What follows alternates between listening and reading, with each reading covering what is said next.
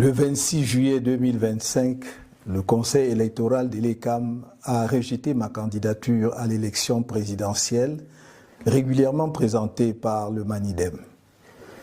Le 28 juillet, j'ai déposé un recours contre cette décision infondée devant le Conseil constitutionnel.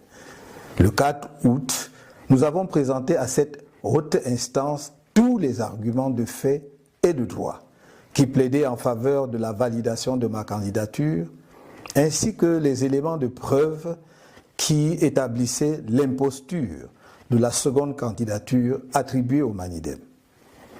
Le 5 août, au terme de son délibéré, le Conseil constitutionnel a rejeté mon recours demandant la validation de ma candidature au motif qu'il est non fondé. La décision de m'écarter de l'élection présidentielle de 2025 a été prise de longue date par le régime RDPC.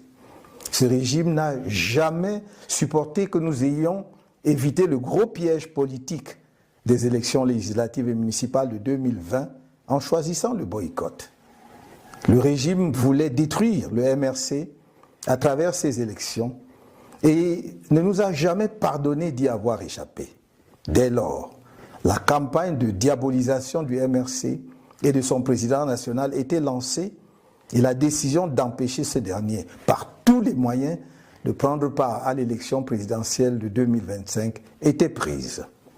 C'est dans cet esprit que les élections législatives et municipales prévues en février 2025 ont été reportées à mars 2026 afin d'empêcher le MRC d'avoir des élus et de pouvoir présenter son candidat à l'élection présidentielle d'octobre prochain. Le régime RDPC a organisé pendant plusieurs mois de faux débats sur la nullité du mandat impératif pour montrer malgré cela que le MRC ne pourra pas présenter de candidat sous sa bannière et que s'il tentait de le faire, celle-ci serait rejetée et le pouvoir veillerait à ce qu'il n'y ait pas la moindre protestation. Bien plus, on nous a indiqué la seule voie qui s'offrait à nous. Faire présenter ma candidature par un des 18 partis politiques ayant obtenu des élus à l'issue des élections de 2020.